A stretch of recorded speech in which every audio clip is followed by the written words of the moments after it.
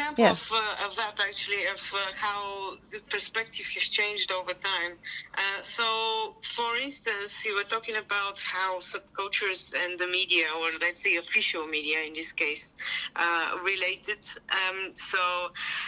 Recently I participated in a series of events around subculture and particularly metal music at a place called Centrala. It's an art space in Digbus in Birmingham. So one of the screenings we held was of a film called Beats of Freedom, and of the director's called Leszek Nowicki. And it's quite interesting how some of the footage from that, of course, was not recorded so that those gigs and music festivals and gatherings of rock fans and subcultural groups were recorded so that they are shown on TV, or so that they have some sort of music memory or heritage of those subcultures. They were originally filmed for the purposes of secret police, of course. Mm-hmm. And and now, after such a long time, this content, this footage acquires a completely different meaning, because the sense of documentation is being used to give it a completely different interpretation. Similarly, in the context of Bulgaria, which is what I actually specialize in, is that would be probably my area of most in-depth knowledge. It would be again a similar heritage turn to how the recordings or any sort of documentation around youth subcultures could have initially been used in a sort of propagandic way, or for the purposes of whatever official media was in relation to state control. But at the same time, now the same documentation and youth media is acquiring a new meaning, and that is largely part of a heritage turn, and considering the significance of those progressive youth groups as something quite positive and important for social and cultural change. Shall we go on to the questions that I've just sent you a few moments ago? Okay. So the first question is, what would you say were the main push for media to focus on for young people's programming in the 1980s? I know music was heavily introduced in the magazine style format programming that you see today, where music was the way of how young people express themselves. So would you say music was the main push? Yeah, so I would say that with youth programming in the kind of Eastern Bloc context, pre-1999, I think a lot of what seems to be really a democratization and allowing for more diverse coverage. So let's say different styles within rock music, punk, post-punk, and so on were considered to be decadent styles as such, and at the same time they were given a little bit of space, at least, and that was largely in a way to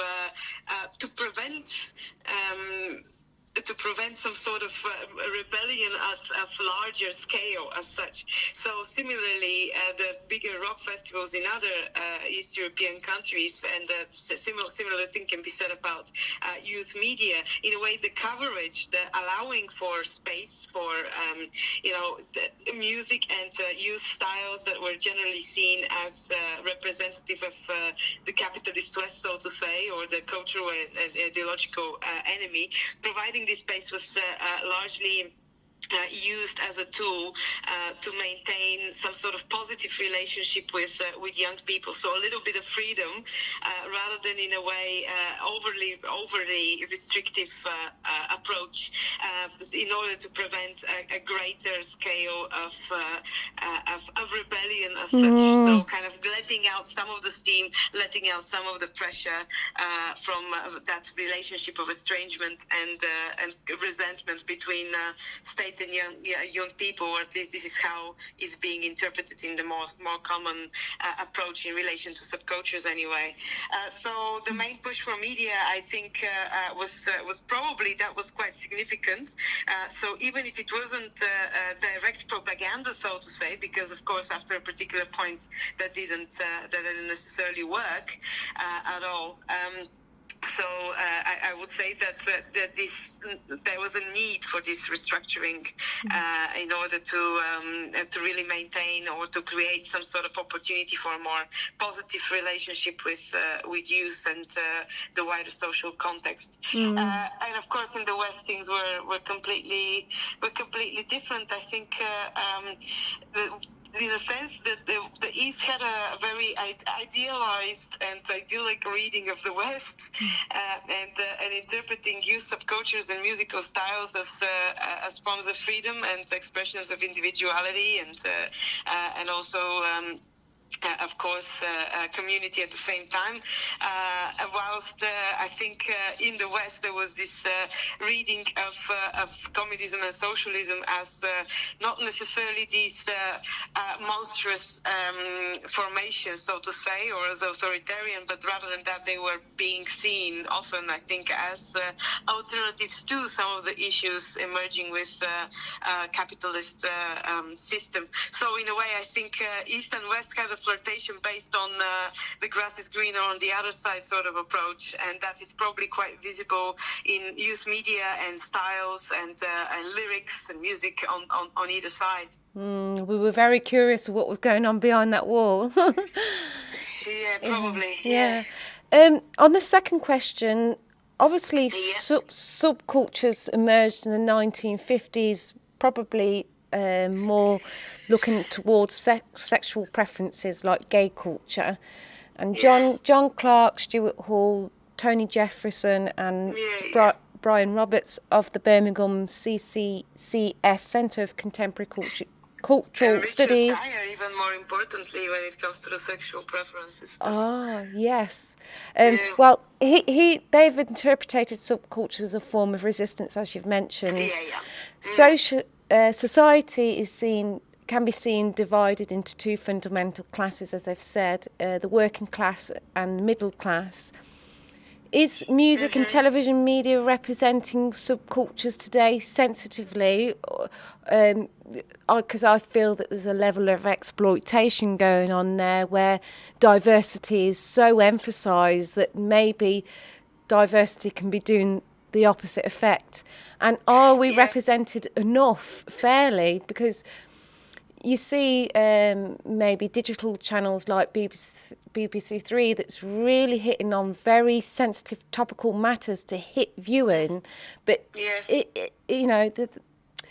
is it done sensitively, or are they doing it just for the shock factor? And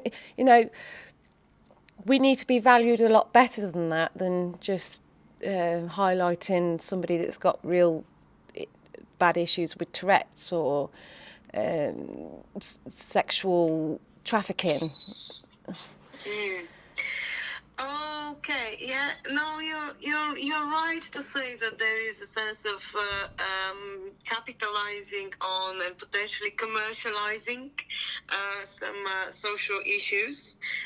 You could say that there is a commercialization also of some contemporary progressive ideals, particularly around diversity, feminism, and so on. In a way, I don't think that there is a right and entirely kind of a correct approach about it, because on one hand you would suggest that if there is no representation of these issues, then they are outside the public discourse of what is valued as being important and worthy of coverage.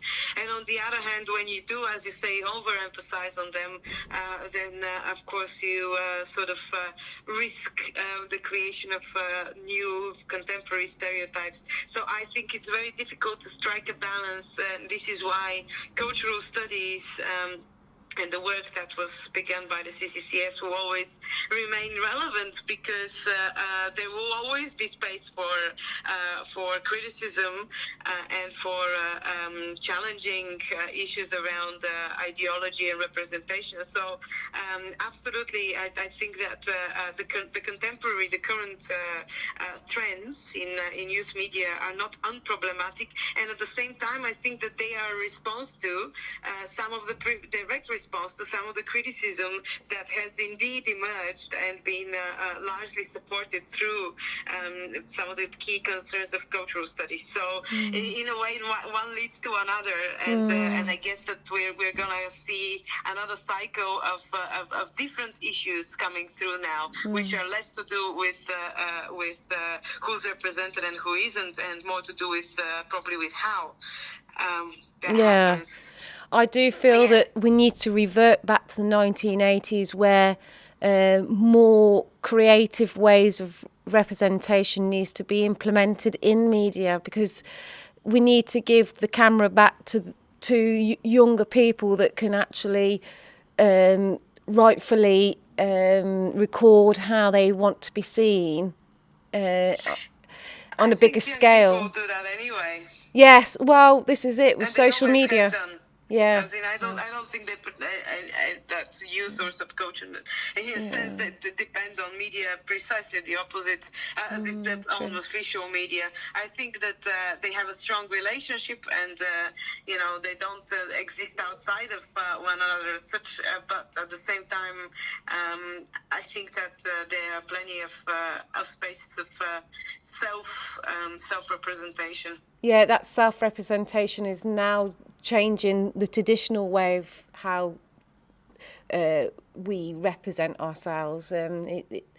Technology is changing things. So, on my last question, tell me more about subcultures, the importance and the best mediums this is expressed by. What about subcultures? What exactly?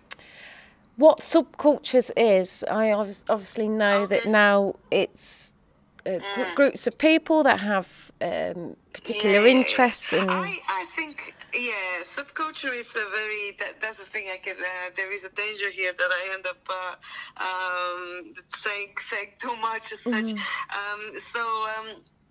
Because this is one of the things that I specialize in, subcultural theory and subcultural scenes. I would say subcultures were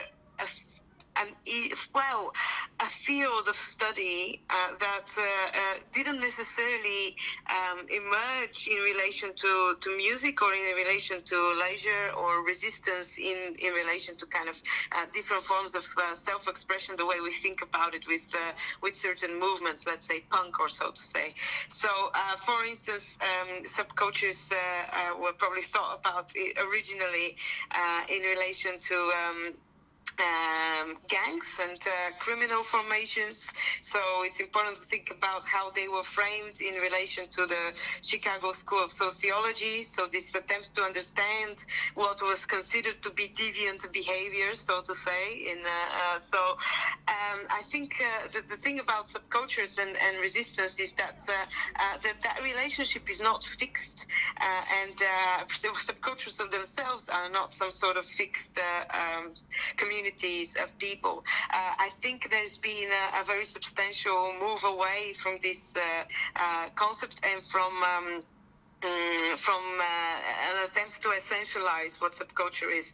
I think overall there could be a lot of space for fluidity. A lot of it can be based more on style than necessarily on identification that is bound to a very well realized and directed sense of resistance. So there are degrees to which resistance is or isn't relevant in an interpretation of a certain scene. Hence, they emergence of alternative theories such as scenes or neotribes or genre cultures, so to say. So I still am a believer in thinking that that style and expression and music have a political context as well. Even though again it's a lot more forefront and clear with some than with others. And this is why I prefer this mixture of different theoretical terms, and I use subcultural scenes because again I think that there needs to be space for accommodating for both the resistance and the identity element, but also for the breadth and the fluidity that we are observing here, and the fact that there is a sense of change and movement, and consumerism is also quite significant here. So again, I think that this is not a fixed formation. And in terms of the importance and best mediums in which it is being expressed by, I think DIY culture continues to be the most important element to subcultural identities and communication. I think which was partially one of the reason for my comment earlier about young people generally being quite successful in self-representation and on being critical in terms of how they seek to be understood and seen, and what sort of agency and control they would like to have over that. So DIY culture overall has been changing over time, but the ethic itself and that notion of challenging gatekeeping, I think, moves on. I think we've come now to a point where youth are very critical and understanding of some of the issues with social media and with online platforms. So whilst I think they were largely celebrated as opportunities for communication and for independence, I think now the face of new forms of monopoly and new forms of control have become very vivid, very clear. And I think that there will be new forms of expression, of subcultural DIY expression, that are going to be born from this critical stance that is now emerging. I mean, because in cinema, in 1980s American cinema, that was when the blockbuster mode of filmmaking had really taken hold. The blockbuster mode of filmmaking, blockbusters had been made for decades of films called blockbusters, but what we understand as the blockbuster today really started with Jaws in 1975, and then the model developed out from there with films like Star Wars, Superman and Indiana Jones, and by the 1980s that had really taken hold in America. So these big these huge, spectacular blockbuster features with many sequels, and it was seen as this new kind of very commercial age of filmmaking, these films that were designed to spawn all this merchandise and spawn sequels, and these films have been critiqued in many ways. The scholar Robin Wood famously called them, or discussed them, as Reaganite entertainment, as kind of circulating the values of Ronald Reagan, these quite conservative values. But you can also detect countercurrents in them. There's a certain ironic, postmodern, playful tone to the films that can be seen to challenge that. But yeah, those blockbuster films, huge in America, it's when that model really took hold. And huge worldwide, these were films as Hollywood's always been making films for a global audience to be exported elsewhere. But I guess the idea of the blockbuster was that by focusing on spectacle and on these kind of archetypal characters, these heroic characters, these are things that could be easily translated. They don't really require such specialist knowledge to understand, but they could easily be exported to other countries, to other places. Yeah, recognisable. What do you think was the main push in the 1980s in terms of what grasped young people then? What was happening with young people? Because I've looked at the generation. I was born in the 80s. We're not the X, and we're not the Y, we're not the X. We're the X-millennial. We're the lost generation. And I feel that this era, what's in the Blockbuster time, in the VHS time, it's all been encapsulated in this. And if we're not careful, it'll be lost forever. That's why I know when I met the lady that was presenting at Theatre Absolute about that we were all our own archives. We all taped programmes and adverts and things off terrestrial TV, and if we're not careful, it will be lost. Our culture will be lost, because our culture, I feel, is so heavily represented through the television. It'd be gone forever. What do you think? What do you think music was an influence as well in the 1980s for youth? Well, I guess from the around that period, no, it would have been. Well, I guess maybe 70s. He started having. You would have had popular musicians starting to do film work as well. Like you had David Bowie, obviously famous British musician, who kind of constantly changed his style and was kind of riding the countercultural waves. Well, throughout the 70s, riding different countercultural waves, and then in the 1980s, very much embracing popular culture and having this new popular persona, new popular style of electronic music, but in a really quite knowing way. And then that would kind of feed into cinema as well. You obviously had, I guess the 1980s was when David Bowie started. He started having starring roles in films in the 70s, but he was in, some big Hollywood films in the 1980s, like Labyrinth. So you had that dialogue between music culture and popular film culture, and also in that example, that flow from British popular culture to American popular culture. The 1980s was very much the time when Bowie went to America. That was his kind of American period. Were music videos? Yeah. Because the 1980s was it's the time of MTV. MTV launched, MTV massively popular, and again, like similar to the blockbuster films of that period, MTV something that's accused of kind of being garish and horrendously commercial, but at the same time, it's very knowing about what it's doing, very knowing, very ironic, very postmodern. So you've got that kind of tone, that garish but very knowing tone, suffusing a lot of American popular culture at the time. I don't know what else to say now. Do you think it influenced general television media? This popular culture, because I know in England you had Network 7 that changed their formatting in how they made television programmes, wobbly cameras, edits, quick change, moving graphics.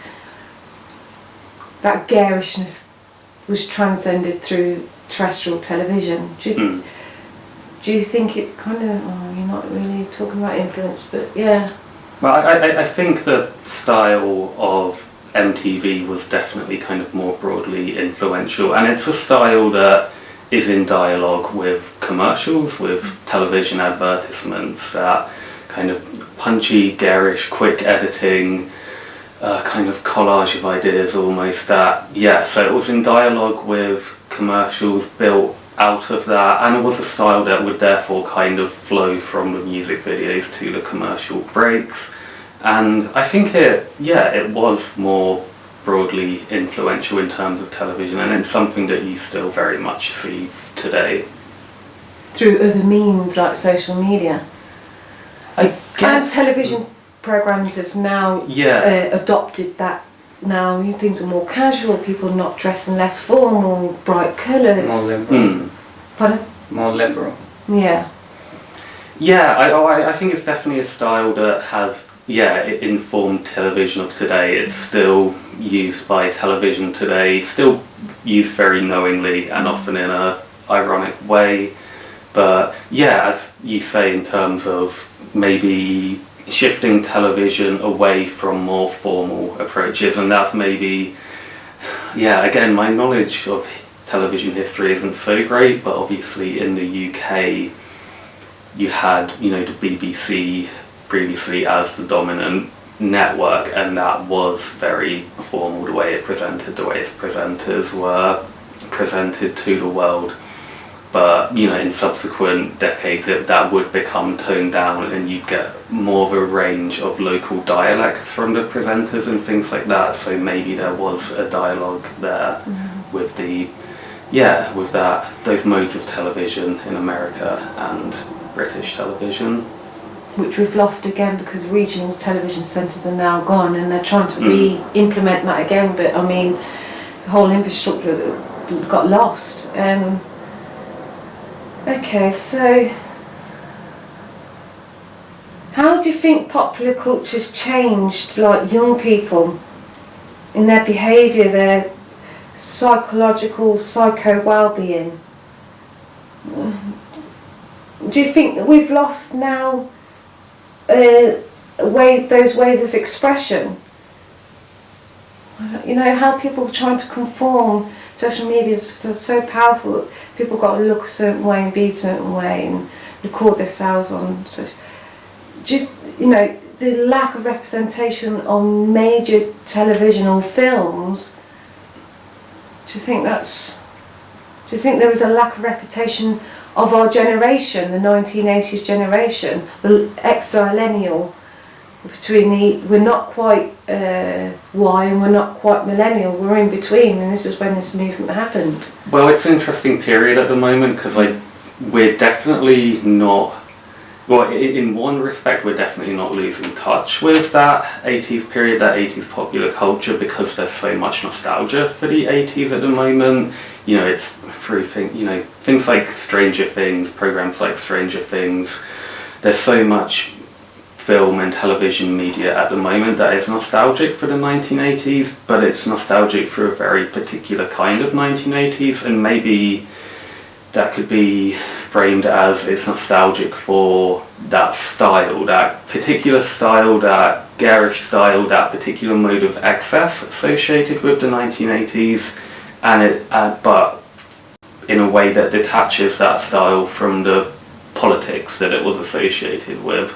So that's where the risk is maybe of losing touch with the 1980s is, and that's maybe sounds like a bit of a contradiction, that through all this 1980s nostalgia we're losing touch with the 1980s because that nostalgia is for a particular understanding of the 1980s and the 1980s as a style which maybe loses some kind of connection with the political expressivity, the cultural expressivity of that media. What was going on behind the scenes is not being recognised or not being valued. They want to oversee that. What particular director in America would you think was bang on in terms of representing the 1980s? You mentioned Steven Spielberg. Is he a prime example of a director in America that was on the money, so to speak? Well, I guess he's a director that was very able to, he's one of the key figures that really developed that blockbuster mode of filmmaking. George Lucas and Steven Spielberg are seen as the key figures for developing that model of filmmaking, the blockbuster as we understand it today. And some people would argue that, in a sense they ruined popular Hollywood for what they did, whereas others would be more positive about what they've done. But they were, very central figures in shaping that mode of filmmaking, and that mode of filmmaking that kind of continues today. What teen angst films do you think is kind of represents 1980s youth films, like Beetlejuice or Little Mermaid with Cher? What kind of teen angst films really kind of... Teen angst? I'm not... struggle of how we were trying to find ourselves in a way. Yeah, I'm not sure about which blockbusters represent teen angst. Yeah, not weren't blockbusters. I think outside of blockbusters, was Repo Man early 1980s? Repo Man, was that early 1980s? Because that's got a very punk aesthetic that's very much kind of expressing this angst against the corporate machine that is taking hold of youth culture and of culture more broadly. Yeah, we were definitely capitalised. The BBC just gave in eventually. And then recruited Janet Streetwater. The rest is history. Cool, are we okay to stop there?